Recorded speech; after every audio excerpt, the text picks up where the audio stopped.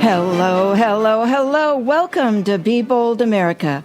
I'm your host, Jill Cody, and today we are airing the most significant program I've ever produced in over 5 years I've been on the air. And I want to ask right up front for you to help us make this show go viral when it's posted as a podcast tomorrow. We need as many people to hear this information before the election as we possibly can. Our future depends on it.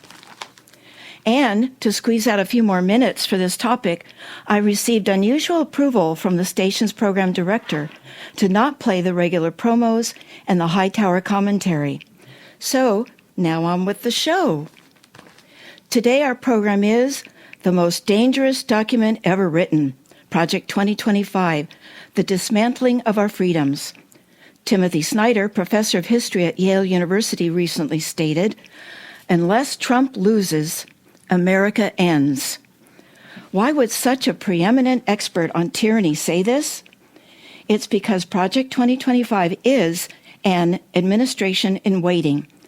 It's because Project 2025 is the Republican campaign platform, and if it is allowed to be implemented, it will force you and me to change the way we live our lives.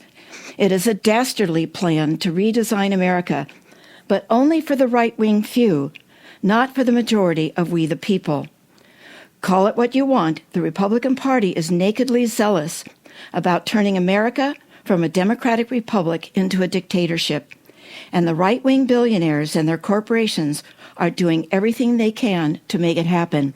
A staggering amount of money is being spent by them to force their will upon us. What everyone must realize is that the Project 2025 strategic plan to dismantle the American government is for any future Republican president. Any future Republican president. Not just for Trump in 2024. He is their useful idiot this time, but there will always be another if we don't stop them repeatedly. The right wing is not hiding it. They say it out loud and have proudly written their manifesto, their painstakingly detailed 922-page step-by-step instruction manual titled The Mandate for Leadership, The Conservative Promise, Project 2025. Yes, this is a detailed plot for an actual coup. Again, this is for any future Republican president. I hate to be an alarmist, but getting rid of Donald Trump will not be enough to save democracy. We have very big things to do. Our guest today is a dear friend of the show, Dr. John Roth. Dr. Roth is the Edward J. Sexton Professor Emeritus of Philosophy at Claremont McKenna College in Claremont, California. Previously, Dr. Roth was named the U.S. National Professor of the Year by the Council for Advancement and Support of Education and the Carnegie Foundation for the Advancement of Teaching. Dr. Roth's expertise is in the Holocaust and genocide studies, as well as in philosophy, ethics, American studies, and religious studies. Dr. Roth has authored, co-authored, or edited more than 50 books, and he's published hundreds of articles and reviews. Dr. Roth, welcome to Be Bold America, and thank you for withstanding the avalanche of emails I forwarded to you regarding Project 2025. Welcome back to the show. Jill, it's a great privilege and honor to be here, except you've really raised the bar in terms of where we need to go in the conversation about the dangers that Project 2025 entails for the future well-being of the United States, but we'll give it a good try. Oh, good. I know you'll be able to meet it. And I think my co-host is online. I know he jumped through a lot of hoops to be here. John Rothman, are you there? I am indeed. Oh, my goodness. You did jump through a lot of hoops, I know, to co-host with me today. Jill, you have two Johns on your show today. I know. So I just want to say hello and salute to John Rothman. I'm honored to be with you, John, on this on the program. And I reciprocate the honor as well. Thank you. I'm going to call John Rothman John and John Roth Dr. Roth so we don't get confused. Well, before we continue, I do want to introduce John Rothman. who is a dear friend of the show. John is a renowned radio talk show host, formerly with KGO Radio, and he is a popular lecturer and political and foreign policy consultant. John has also been involved in a broad variety of political campaigns on the national, state, and local levels. Since 2004, John has been on the faculty of the Fromm Institute at the University of San Francisco, and John also hosts his own highly successful podcast titled Around the Political World with John Rothman. So, John, thank you for joining me today as co-host. I'm very happy to do so. This is an important question, and I'm glad we're addressing it. Did you get a chance to hear my opening setup on Project 2025? I'm not sure because No, I missed it. I apologize. I rushed from the airport. No apologies necessary. But I'm here now. I just wanted to ask if you had any additional comments to it if you had heard it. But it's No, I will simply say that I agreed to do this because Project 2025 is a danger to American democracy. That Tuesday night we will have an opportunity to hear from Kamala Harris and former President Trump. And I expect it to be a vigorous exchange. But make no mistake, Project 2025 is an attack on American democracy. It's the Heritage Foundation work is thorough, complete, and dangerous. And I'm glad to be able to participate in this expose. Well, I am delighted that you're here to do so. So, Dr. Roth, to get started, we're focusing on what we're calling the most dangerous document ever written, Project 2025, the dismantling of our freedoms.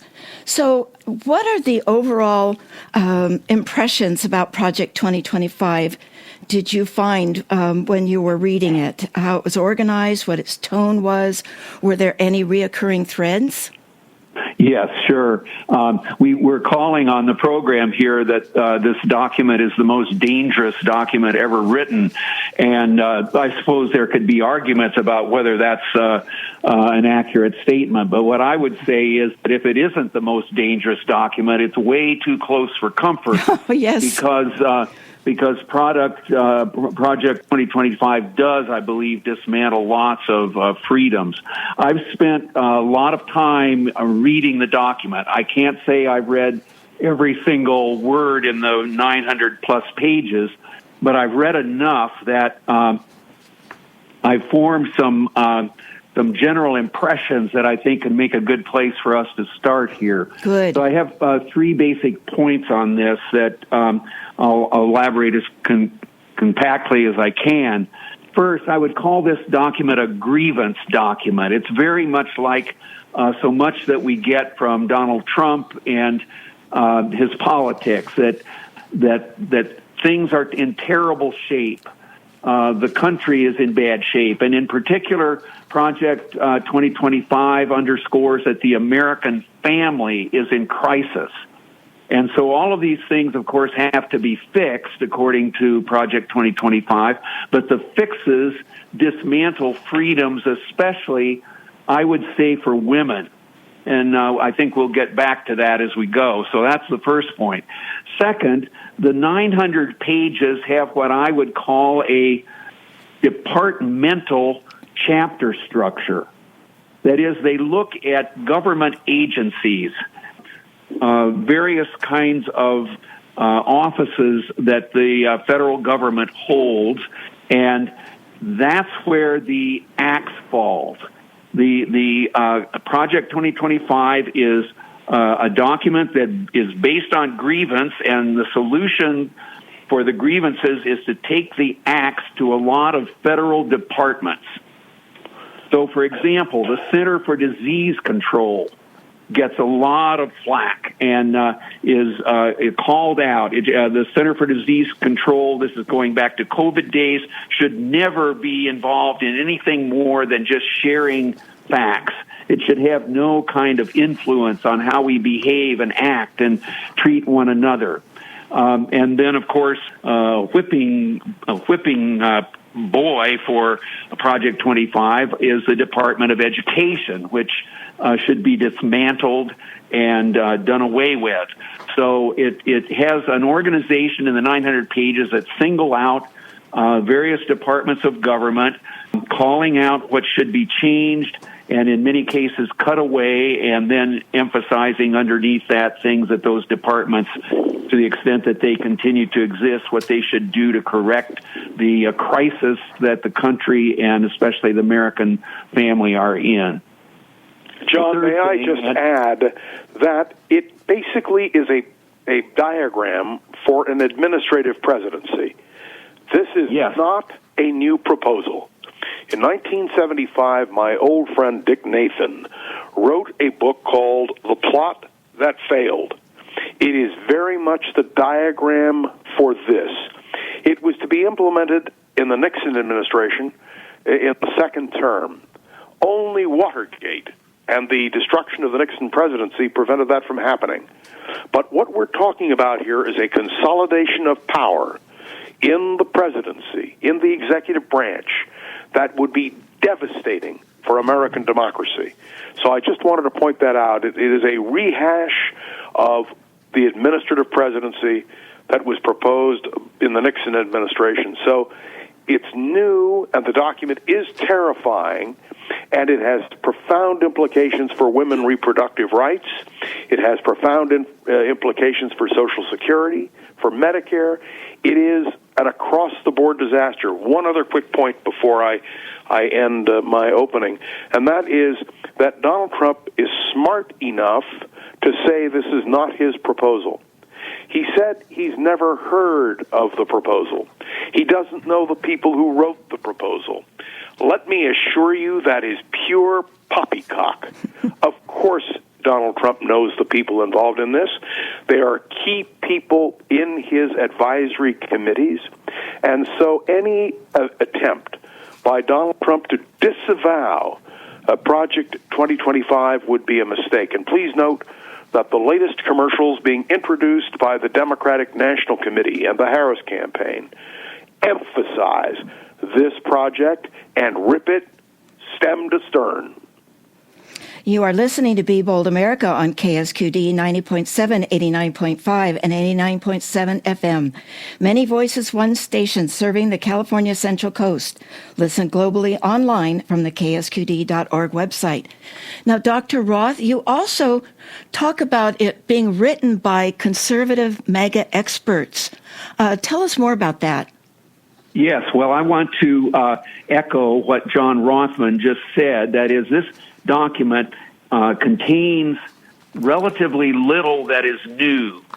It's an old playbook updated for 2024 and 2025, but the basic ideas are longstanding conservative doctrines and hopes that are predicated on reducing the scope and reach of the federal government, dismantling things, and in many cases the plan is to direct governmental authority back to the states and even to local communities.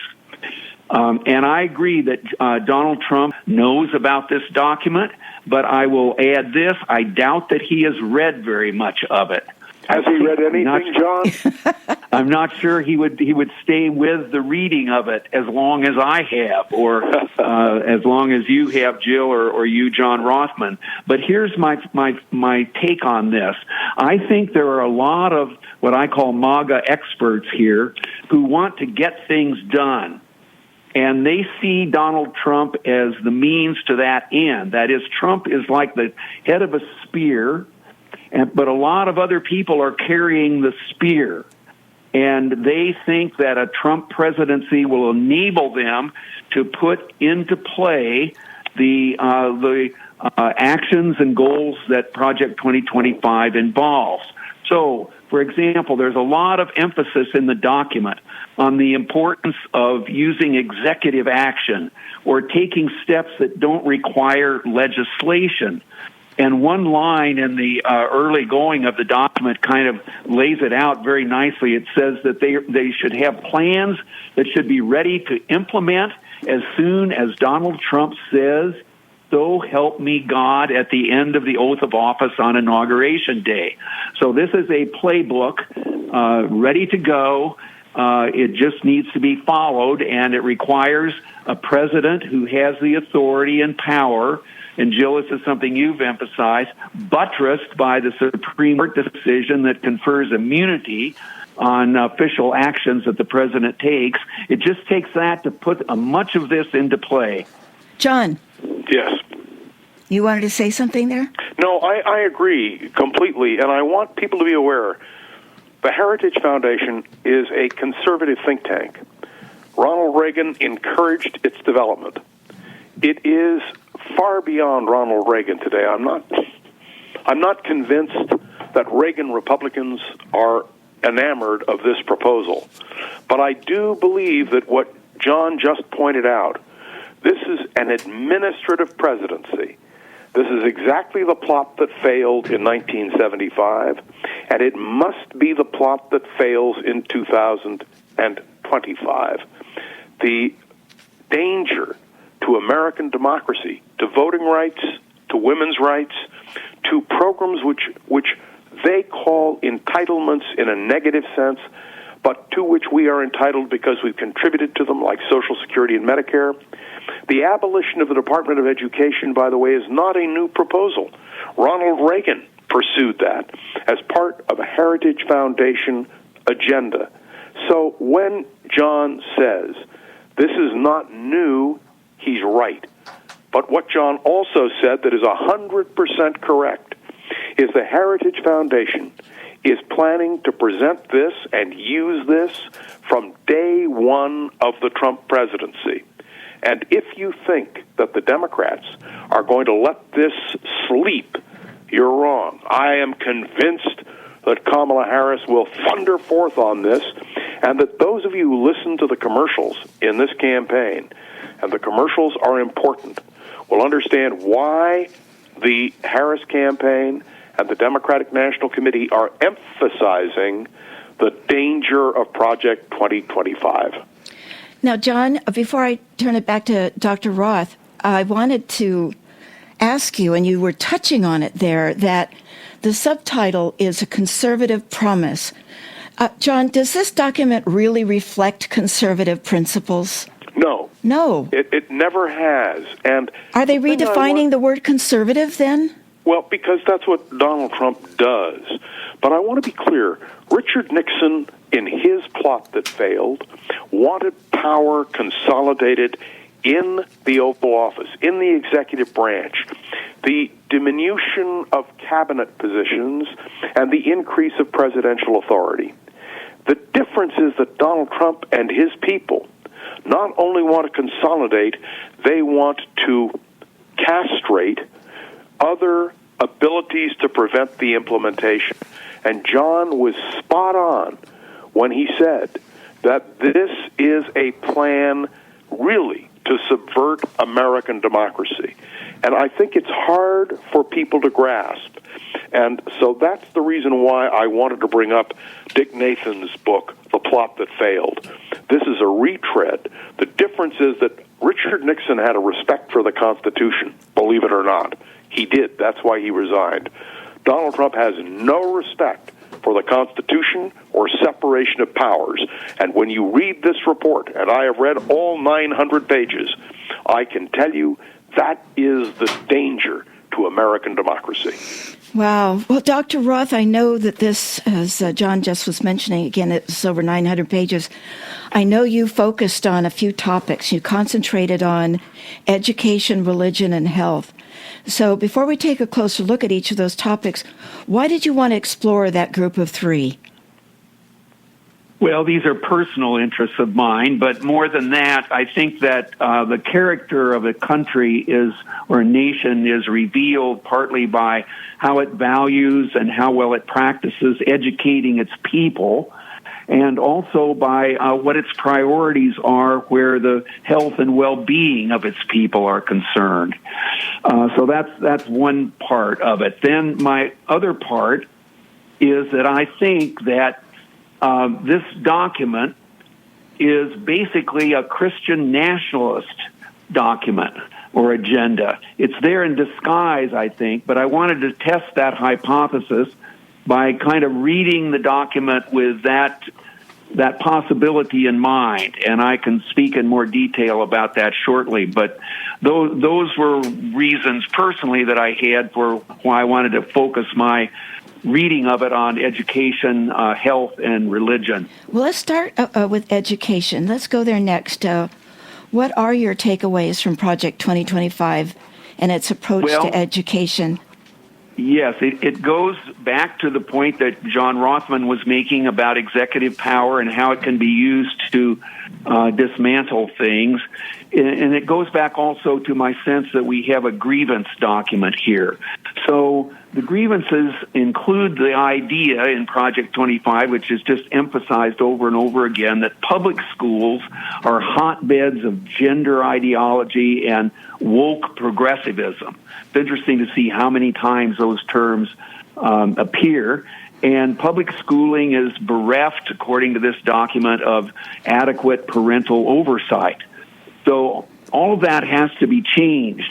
And the emphasis falls on school choice has to be emphasized for students. So this has tax implications attached to it. I think the document is basically saying that tax dollars should almost be given to individual students in the form of vouchers, so that they can go, students can go wherever their parents and families want them to go. The net result of this, I think, will be the gutting of public education, the quality of it in our country. Another point that's crucial on education is that federal control should be diminished, if not eliminated, in favor of state and local community control. The document contains lots of references to waste, fraud, and abuse, and it's those concerns that lead to arguments not new, as John Rothman has said, but recurring, for the elimination of the Department of Education, and even for programs like Head Start, which is an early, preschool program for disadvantaged people. And even it goes so far as to say that food programs for in the schools should be restricted to the needy, which would single out, people who are coming from poorer backgrounds, and that there should be work requirements for food stamps, things like this. All of that is attached to the program that would undermine, I think, the quality of public education in the country. John? I agree with you, John, 100%. Well, one problem, too, is that education is funded by property tax. And you're in the poorer, lower economic communities, their property tax is not as high, and those schools struggle. And it's the opposite for the higher income areas. So handing a voucher to a inner city kid in Chicago, is not getting rid of waste, fraud, and abuse. Any thoughts, John or Dr. Roth? Jill, you are thinking logically. Oh, yes, I know. I have a problem with that. Please don't think logically. This is a document that is ideologically motivated to try to implement a plan which could never pass the Senate and the House. Even if there were Republican majorities in both, they would not be overwhelming enough for implementation. What is scary about all of this is that it is a plot to seize power, to diminish the House and Senate, the power of Congress, and to restore, in their minds, authoritative power to the presidency to implement programs which, frankly, are dangerous. Now, I don't want to exaggerate, and we haven't gotten to the question of women's reproductive rights. We haven't gotten to many of these critical matters, but there is an agenda that is not a democratic agenda. It is essentially to have, as President of the United States, a person who will take this agenda and implement it.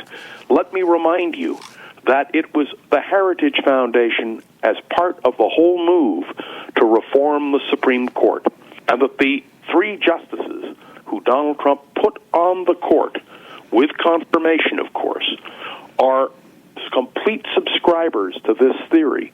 And that, to me, is absolutely absolutely scary. Terrifying. And yes. I know I want everyone to have a chance, but I just want to say this.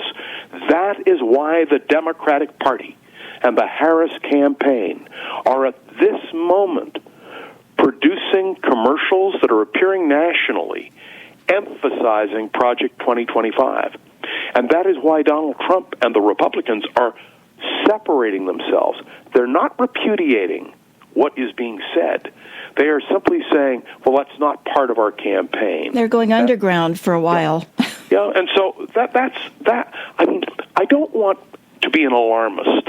I'm very practical, and I'm very realistic when it comes to politics. And I worked for Richard Nixon, and I understand what Nixon wanted to implement in a second term.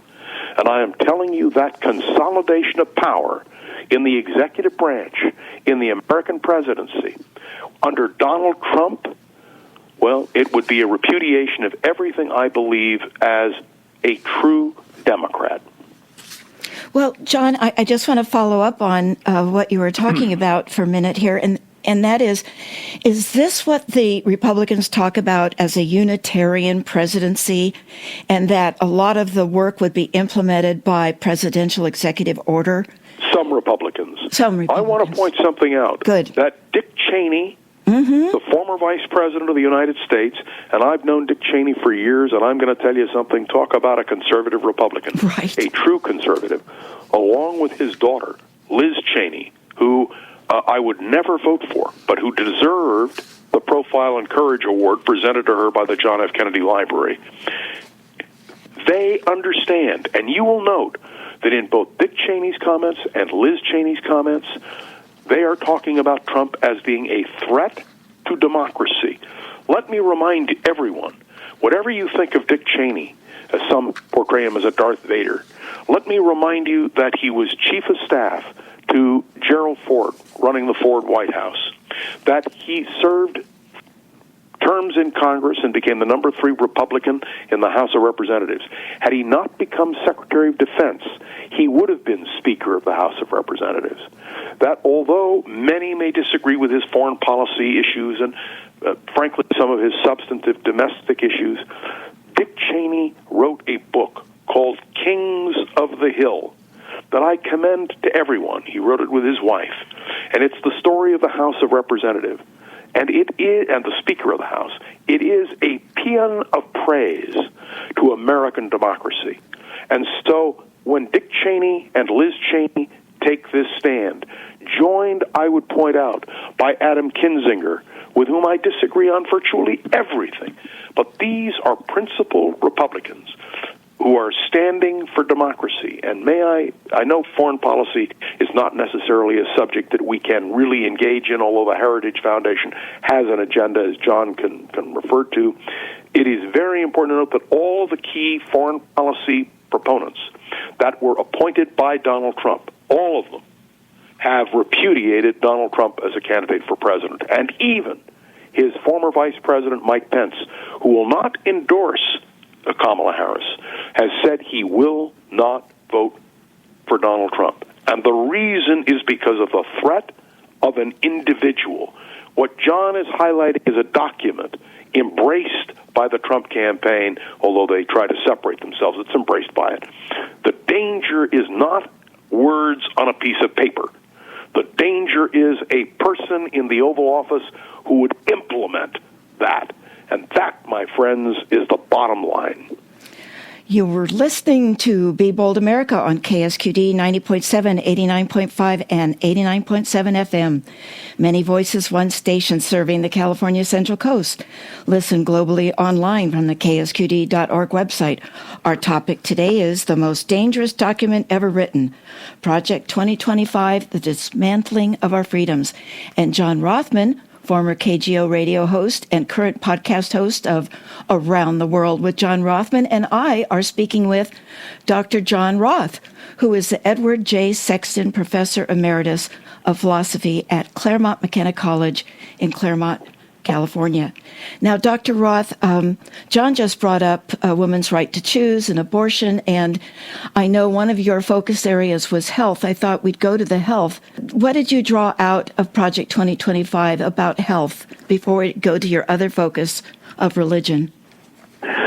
Well, I'm going to go to the religion thing as a frame for speaking a little bit about health, because they're intertwined. Okay. Go ahead. So one of the things that I've decided after my reading in this document is that I think the fingerprints of Christian nationalism are all over it. And the document doesn't use the word religion or God or Christian all that often.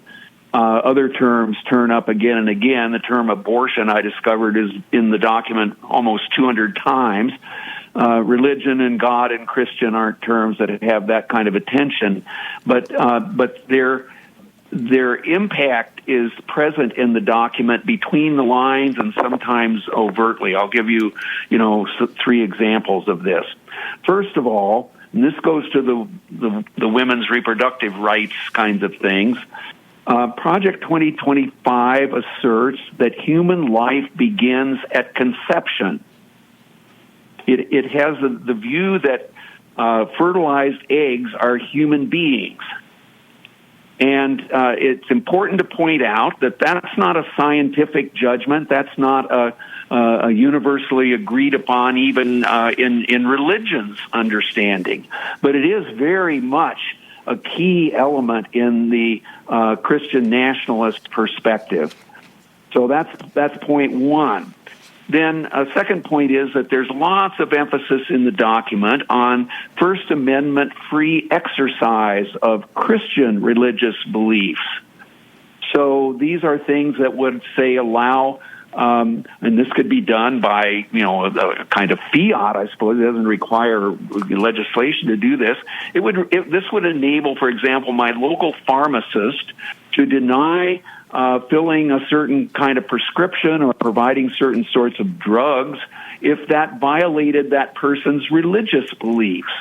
And nearly always in the examples that are cited, we're talking about conservative Christians who are allegedly being disadvantaged in some way or other. A third thing is that there's language in the document that it's patriotic language. It's kind of language that's fairly common in our discourse that would refer, for example, to, as Project 2025 puts it, securing our God-given individual rights to live freely.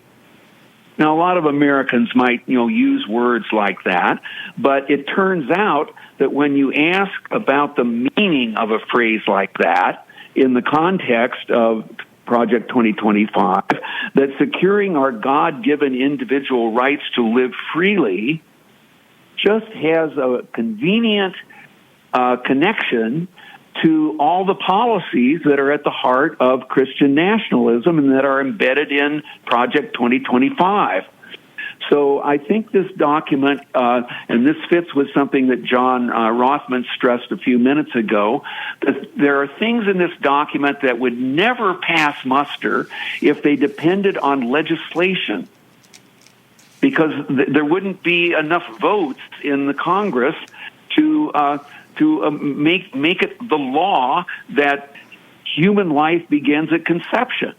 But through the administrative power of the executive committee or the president's executive authority, steps can be taken that go a long way toward putting these, what I would call Christian nationalist beliefs into practice.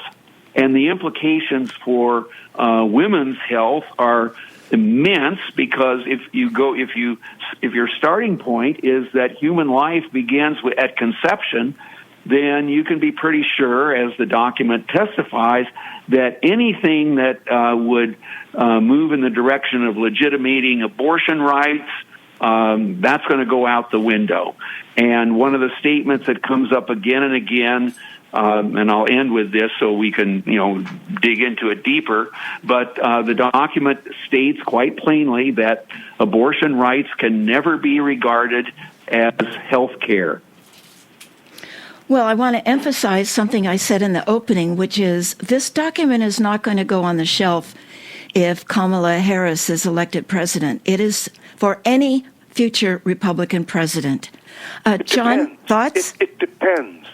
Let me remind you that if Donald Trump goes down to defeat, the Republican Party will have to reform itself. There will no longer be, there may be MAGA elements, but there will be others who will try to reclaim the Republican Party.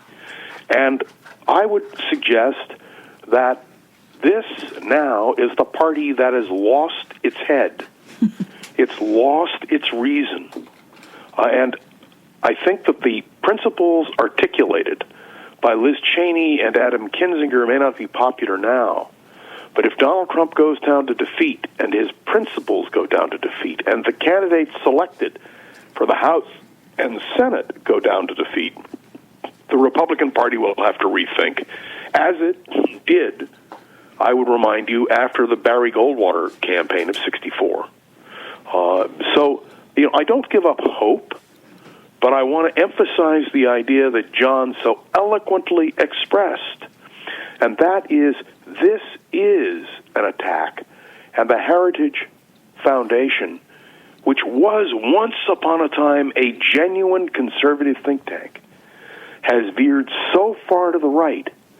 And may I just quickly point out, you can see it in the nominees for the Supreme Court. Donald Trump follows advice as to who to put on the bench.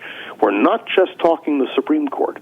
We're talking the appellate courts, the federal district courts. We're talking about a complete restructuring. And the Supreme Court decision on Donald Trump and the question of executive authority is a good example of this subversion of many of the lessons learned during the Nixon years. But I don't want to demonize Republicans. This is a two-party system, and the Republican Party must be reclaimed and must become a vital force again, even if they have issues with which we disagree. One more quick point. The last Republican president who supported a woman's right to choose, I don't say a woman's right to an abortion, a woman's right to choose. That's correct, yes. Was Gerald Ford, who was joined by Betty Ford. And I'll never forget, at the last convention that Betty and Jerry Ford attended in 1984, 2004, they stood up and Gerald Ford said to Betty, "You know, Betty, I think we are the only Republicans left who favor the ERA and a woman's right to choose, at least at this convention." So it won't go on the shelf. But if there is not a president to implement what they are talking about, then essentially it becomes just a stale document. The danger is if Trump wins. And please, we haven't discussed, and John, perhaps you can as well, the people around Donald Trump who favor this plan. Take a look at it. John, by my count, there are some 150 people who participated in the preparation of this document, which will most certainly be implemented if they play central roles in the Trump administration. And that's what scares the living bejeepers out of me. I want to follow up on something you said, John, because, and that is the Republican Party would have to reform themselves.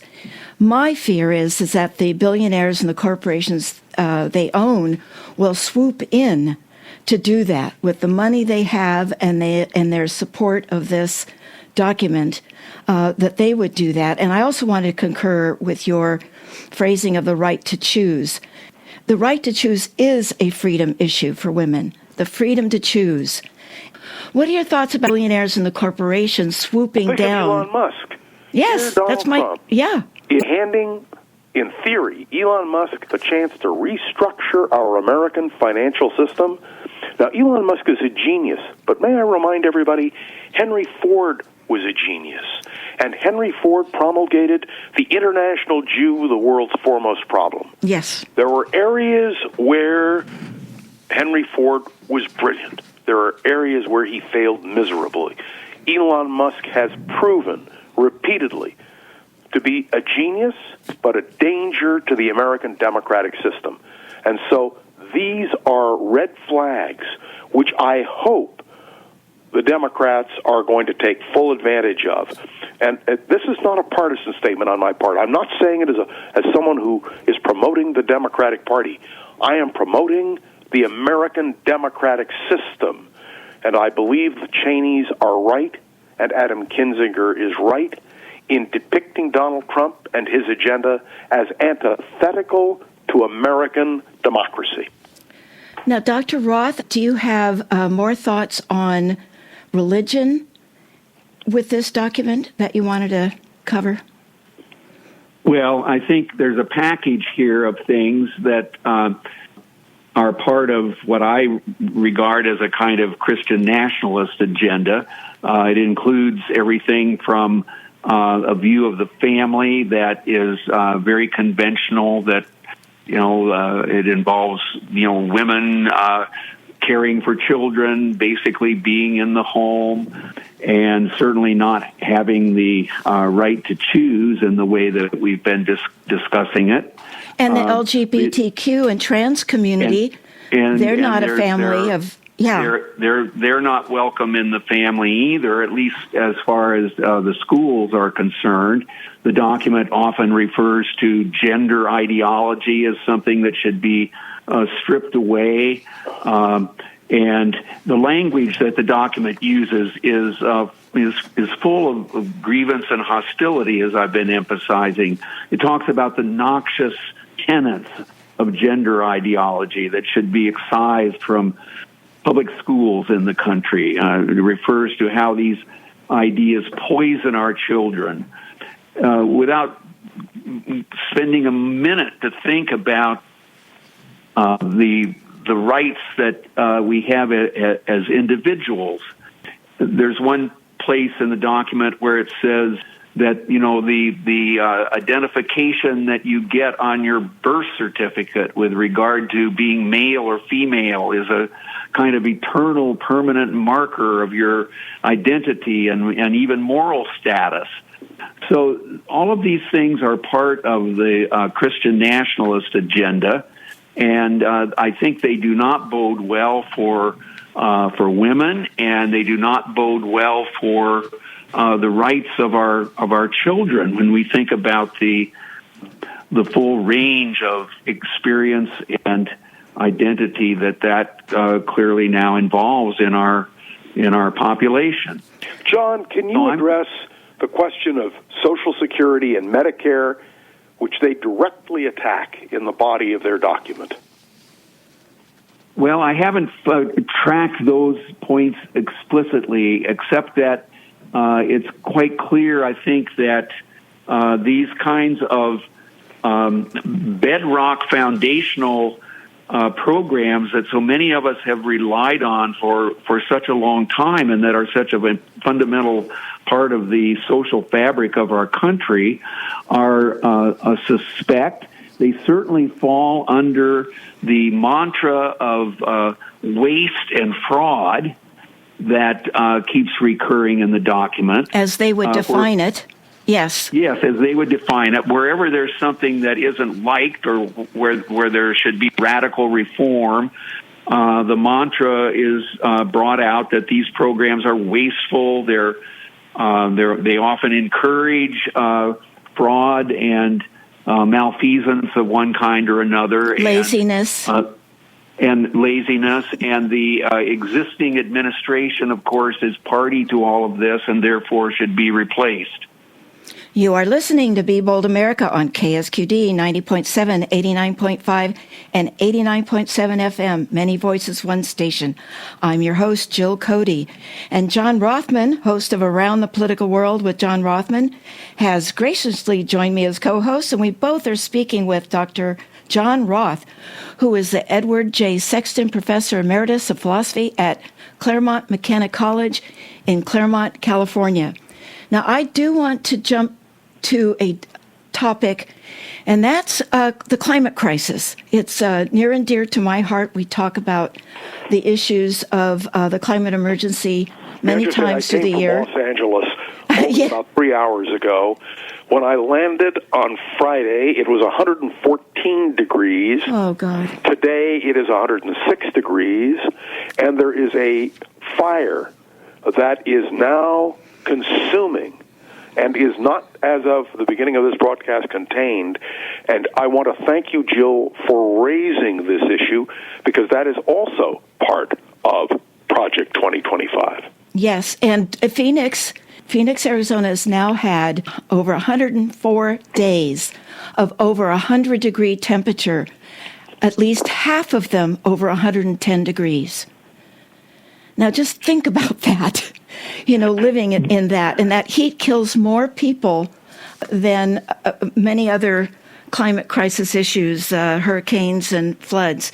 It's completely debilitating. It's debilitating. We stayed in the W Hotel in Hollywood. We left only a few hours ago. When we walked out today, it was like going into a furnace.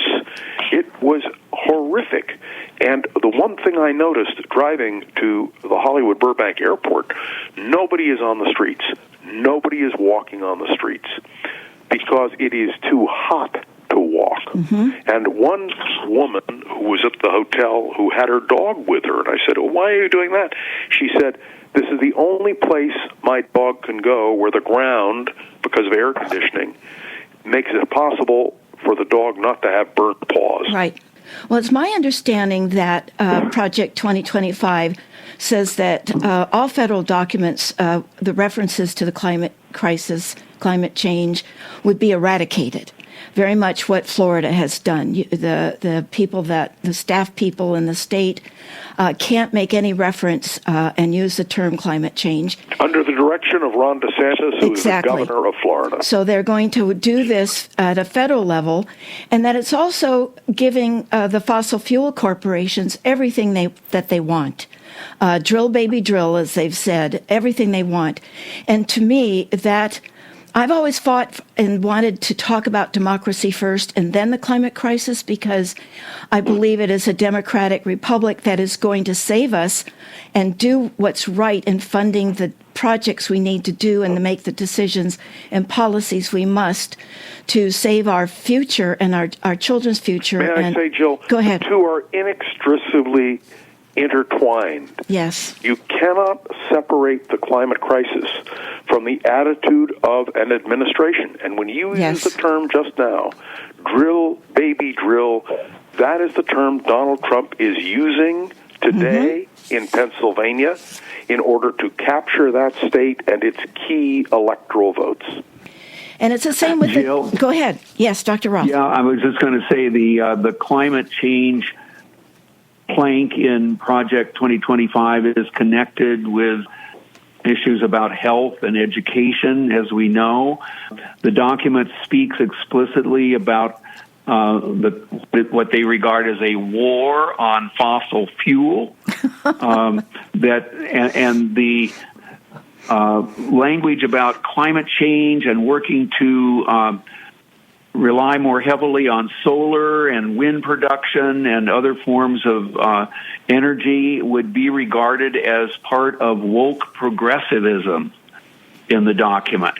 So these things are all under attack in the Project 2025 document, and it's a sign that when we talk about how our freedoms are being dismantled, Project 2025 is not good for the health of Americans, and it's not good for our children, and its commitments are to things, including what we've talked about a moment ago about the corporate power that may be enhanced by this document. They're antithetical to human flourishing. Seems like every single page is worse than the last. Dr. Roth, what is the most terrifying thing that you read in the document? Well, there are many things, but I'm picking one. I'm struck by I'm struck by the dogmatism of it. For instance, when the document starts with as if this was a self-evident truth that human life begins at conception. I mean, we know that proposition is not self-evident, and it's right at the heart of a host of many, many issues that are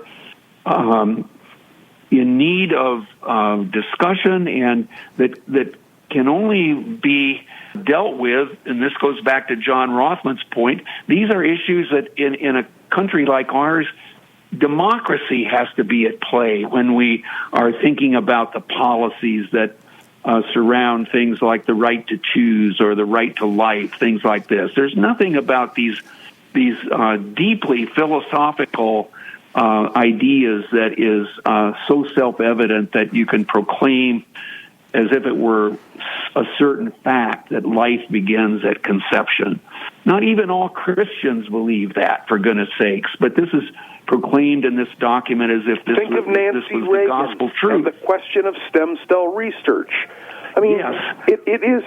That's why so many Republicans that I know are scared of Donald Trump. They're scared of what he's going to do.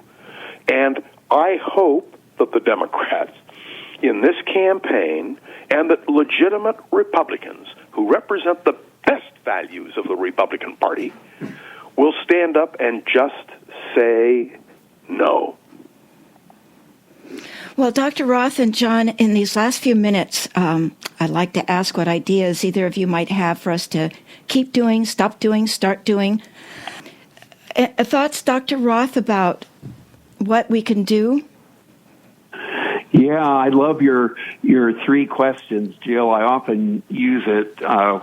What should we keep doing? What should we stop doing? And what should we start doing? These are great teaching tools because they are questions, first of all, and they invite inquiry. So I was thinking about this as I was kind of putting my notes together for our time here. And here's what I'd say for myself on these 3 points. What we should keep doing is keep alert and keep informed. And that's easy to do with Project 2025 because anyone can do what I have done, which is to go to my Google engine and just type in the words Project 2025 text. And if you do that, you'll get a PDF that takes you to the document. And the nice thing about the PDF is that you can do word searches with it. So, for example, you could put in the word abortion if you wanted to, and you would find out that it appears 199 times in the document. And then you can track and see what does Project 2025 say about that topic. Or you could put in education or any number of the topics that we've talked here. And you can do some reading and you can learn something and you can keep alert and be informed. And my guess is that when many people do this, they will be put off in a big way by what this document is advocating. The thing we should stop doing is taking good things for granted. I think this is an important thing. So we shouldn't take our democracy for granted. We should view it, as John Rothman has emphasized, as being under threat, and in particular under threat by this document. And then the last thing I would say is that if you haven't done so already, it's important to start encouraging people to vote and to keep Project 2025 from anything close to implementation after So Help Me God is pronounced on Inauguration Day of 2025. John? Yeah, first I want to say, John, how honored I am to be participating in this discussion with you. I've always respected you. Your work is renowned and well-deserved. You ask a question. The first thing we have to do is defeat Donald Trump. There can be no hesitation or doubt in emphasizing the danger of Donald Trump. Number two, we cannot allow Trump to run away from this document. It has to be hung around his neck and used over and over again. Number 3, we need to point out the people who are part of Project 2025 and their close association with Donald Trump. And number 4, when this election is over, real Republicans have to seize control of the party. It has to be purged of this horrific, and John is absolutely right, Christian nationalism. Republican Party should be open to all, and it should reflect the values, the traditional values of Wendell Willkie, Dwight Eisenhower, Richard Nixon, Ronald Reagan, and the Cheneys. That's my hope. But, Jill, what you have done in doing this hour is so important, and I hope that as this broadcast is heard, it will be transmitted by all of our listeners to all their friends far and wide, because what you have done today and what John has contributed to this program is so critical to the future of America and our belief in the American system. Thank you, John, for those comments. Very nice. And Dr. Roth, thank you for your research and being our bold guest. You did a deep dive into this dangerous document, as I call it, for this interview. We must absolutely realize that we are in an existential moment. Thank you for joining John Rothman and me on Be Bold America. Any closing thoughts that you might have in our last minute here? Yeah. And John, I'm so honored to appear with you, and I hope you keep right on going with your voice and your wisdom in the days and weeks ahead. Well, thanks very much to you both. I would just close by this. I spent a lot of my time teaching college students about the American dream. And that's such an important and interesting idea in our culture and our history. And Project 2025 is not about the American dream. It is an American nightmare. And it should be resisted, and its presence in Trump's thought should be emphasized, as John Rothman has said, and I hope very much that our program today can help to raise awareness about this document, and that awareness will prevent it from being implemented. Thank you, Dr. Roth. And Be Bold is available as a podcast, and it'll be posted tomorrow for people, so help it go viral. Thank you very much, and a special thank you to John Rothman, host of Around the Political World with John Rothman. And you are listening to KSQD Santa Cruz, KSQD Prunedale, serving the California coast. Many voices, one station. Listen worldwide online at ksqd.org. Remember, let your smile change the world. Don't let the world change your smile. My name is Jill Cody, and thank you for listening to Be Bold America. Until next time, keep, stop, start.